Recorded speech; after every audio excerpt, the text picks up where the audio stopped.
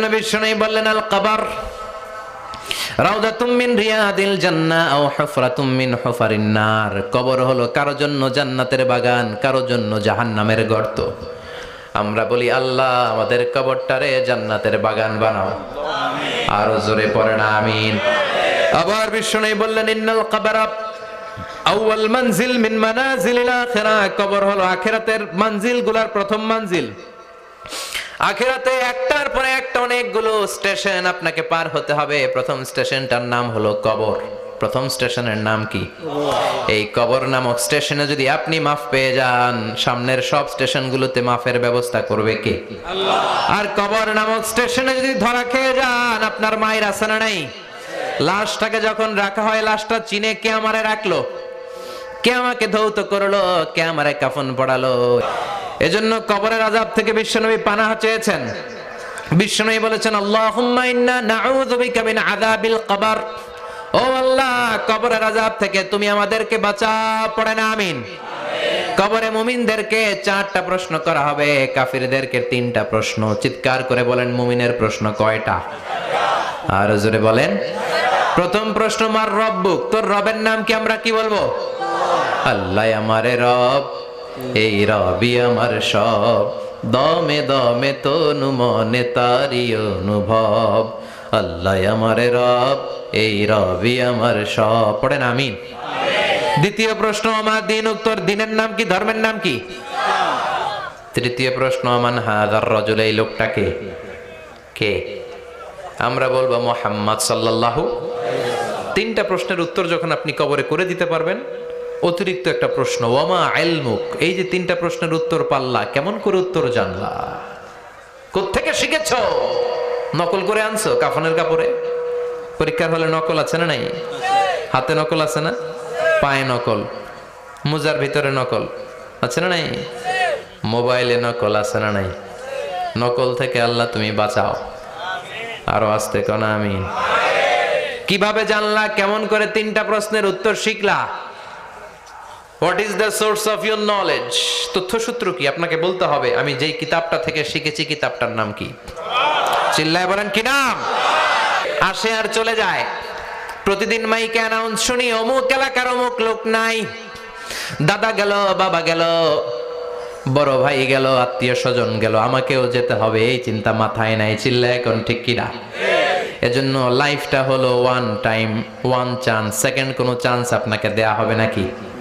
কাফেররা বলবে ইয়া রাব্বি আরেকটা সুযোগ দেন। লাউ আন্না লানা কাররা ইয়ানি মাররা, আল্লাহ আরেকটা সুযোগ যদি পেতাম দুনিয়াতে ভালো করে আসতাম। আল্লাহ বলবেন ইন্নাহা কালিমাতুন কাইলুহা, এটা শুধু তাদের মুখের কথা, তাদেরকে আবার সুযোগ দিলেও তারা কিচ্ছু করবে না। চিল্লা এখন ঠিক কিনা? এজন্য একটা চান্স আমরা পেয়েছি, এই দুনিয়ার ওয়ান চান্সে আমরা ভয় পাবো একজনকে। চিল্লায় বলেন তিনি কে? আল্লাহ। এজন্য যেতে আমাদেরকে হবে। এই মরণ থেকে পালানোর কোনো সুযোগ কেউ পালাতে পারে নাই। এই মরণ হলো আখিরাতের প্রবেশদ্বার। মরণ নামক পালকিতে চড়ে আমরা কবরের ভেতরে ঢুকি। মরণ হলো প্রথম পর্ব, কবর হলো দ্বিতীয় পর্ব। যেরকম ঠিক কিনা?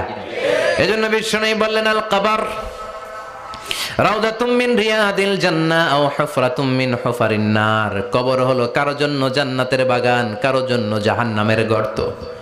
আমরা বলি আল্লাহ আমাদের কবরটারে জান্নাতের বাগান বানাও, আরো জোরে পড়েন আমিন।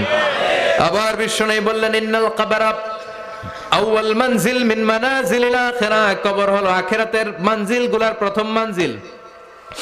আখিরাতে একটার পরে একটা অনেকগুলো স্টেশন আপনাকে পার হতে হবে। প্রথম স্টেশনটার নাম হলো কবর। প্রথম স্টেশনের নাম কি? এই কবর নামক স্টেশনে যদি আপনি মাফ পেয়ে যান, সামনের সব স্টেশনগুলোতে মাফের ব্যবস্থা করবে কে? আল্লাহ। আর কবর নামক স্টেশনে যদি ধরা খেয়ে যান, আপনার মায়ের আছে না নাই? লাশটাকে যখন রাখা হয়, লাশটা চিনে কে আমারে রাখলো, কে আমাকে ধৌত করলো, কে আমারে কাফন পড়ালো।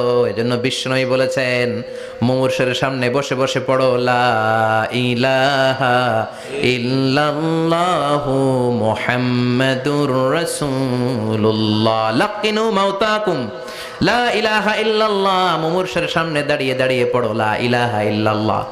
এই লা ইলাহা হচ্ছে জীবিতদের জন্য কালিমা, আর আমরা মরার পরে এই জিকির করি, ঠিক কি না?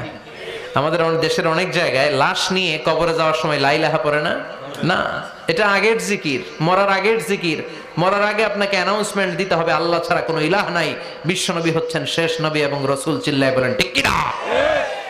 লাশটাকে যখন রেখে দেয়া হয়, বিশ্বনবী যত মানুষকে কবরে রেখেছেন তারপরে দাঁড়িয়েছেন আর বলেছেন ইস্তাগফিরু লিআখিকুম, তোমার ভাইদের জন্য তোমরা দোয়া করো। ফাইন্নাহুল আনা ইউসআল, এখনই তাকে কবরে সওয়াল করা হবে। কবরে প্রশ্ন আছে না নাই? কথা বলেন।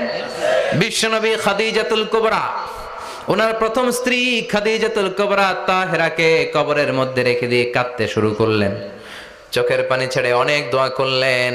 দোয়া শেষে সব সাহাবারা ঘরে ফিরে যায়, বিশ্বনবী যায় না। সাইয়েদনা আবু বকর বললেন, ও নবী চলেন ঘরে যাই। অনেক তো দোয়া করলেন। বিশ্বনবী বললেন, আবু বকর তুমি যাও, আমি যাব না। এইটা সাধারণ মহিলা না, এটা বিপদের দিনের সঙ্গিনী খাদিজা। মক্কায় যখন আমার কেউ ছিল না, খাদিজা আমারে ভুলে নাই। 3 বছর কাফিররা আমাকে জেলখানায় বন্দি রেখেছে, নাম শিয়াবে আবি তালেবের জেলখানা। আমার স্ত্রী ওই জেলখানার জীবনেও আমারে ছাড়ে নাই, আমার সাথে 3 বছর খাদিজাও জেল খেটেছে। এই একটাই মহিলা, যেই মহিলাকে আল্লাহ আরশের উপর থেকে সালাম দিয়েছে, মহিলাটার নাম খাদিজা। আল্লাহু আকবার। আমার সব সন্তান আল্লাহ খাদিজার পেট থেকে দিয়েছে। ফাতেমাতুজ জোহরা খাদিজার মেয়ে, জাইনাব খাদিজার মেয়ে, উম্মে কুলসুম খাদিজার মেয়ে, রুকাইয়া খাদিজার মেয়ে, আবুল কাসেম বিশ্বনবীর ছেলে খাদিজার ছেলে, আব্দুল্লাহ যাকে তাইয়্যিব এবং তাহের নামে আমরা চিনি, সেও খাদিজার ছেলে। সুবহানাল্লাহ।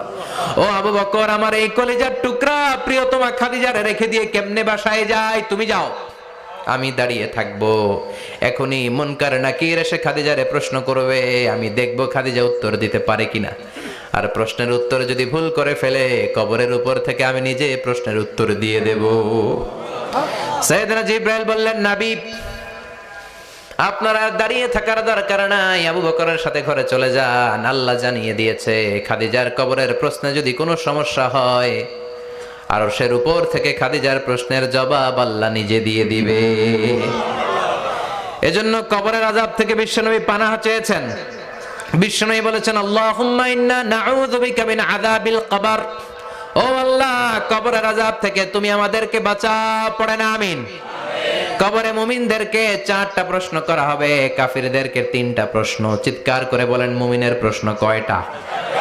আর জোরে বলেন। প্রথম প্রশ্ন, মার রব্বুক, তোর রবের নাম কি? আমরা কি বলবো? আল্লাহ আমারে রব, এই রবি আমার সব, দমে দমে তনু মনে তারি অনুভব।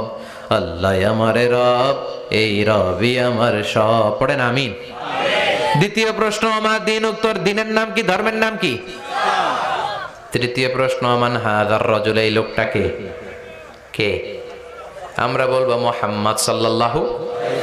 3টা প্রশ্নের উত্তর যখন আপনি কবরে করে দিতে পারবেন, অতিরিক্ত একটা প্রশ্ন, ওয়ামা ইলমুক, এই যে 3টা প্রশ্নের উত্তর পাল্লা, কেমন করে উত্তর জানলা? কোত্থেকে শিখেছো? নকল করে আনছো কাফনের কাপড়ে? পরীক্ষার হলে নকল আছে না নাই? হাতে নকল আছে না? পায়ে নকল, মোজার ভিতরে নকল আছে না নাই? মোবাইলে নকল আছে না নাই? নকল থেকে আল্লাহ তুমি বাঁচাও। আরো আসতে কোন আমিন। কিভাবে জানলা? কেমন করে 3টা প্রশ্নের উত্তর শিখলা? What is the source of your knowledge? তথ্যসূত্র কি? আপনাকে বলতে হবে, আমি যেই কিতাবটা থেকে শিখেছি কিতাবটার নাম কি? চিল্লায় বলেন, কি নাম? এই কিতাবটা হলো কোরআন। আপনাকে বলতে হবে, কোরআন থেকে আমি শিখেছি, বিশ্বনবীর হাদিস থেকে আমি শিখেছি। 4টা প্রশ্নের উত্তর যখন পারবেন, ফেরেশতারা বলবে, আহলান সাহালান, খোশ আমদেদ, কংগ্রেচুলেশন, বাহ বাহ, তুমি তো চমৎকার পেরেছো। ফায়ুফসাহু লাহু কবরুহু ৭০ যিরাআন, মুমিন বান্দার কবরটা ৭০ হাত লম্বা করে দেয়া হবে। ইফতাহু লাহু বাবুন ইলাল জান্নাহ, জান্নাতের দিকে তার কবর থেকে একটা দরজা বানিয়ে দেয়া হবে। জান্নাতের সুঘ্রাণ ঠান্ডা বাতাস এসে তার কবরের ভিতরে ঢুকতে শুরু করবে। ইউলবাসু লিবাস মিন আহলিল জান্নাহ, জান্নাতীদের পোশাক তার গায়ের মধ্যে পরিয়ে দেয়া হবে। আল্লাহু আকবার। আর বলা হবে, নাম কানাউমিল আরুস, বাসর রাতে বর যেমনি কনেকে নিয়ে ঘুমিয়ে যায়, তুমিও একটা ঘুম দাও। আলহামদুলিল্লাহ পড়ে। মুমিন বান্দা আনন্দের একটা ঘুম দিবে। ইসরাফিলের সিংগার আওয়াজ ছাড়া পৃথিবীর কোনো কিছুই তার এই ঘুম ভাঙতে পারবে না। আল্লাহ আমরাও যেন সেদিন কবর একটা মজার ঘুম দিতে পারি, তুমি তৌফিক দাও। জোরে পড়ো না আমিন।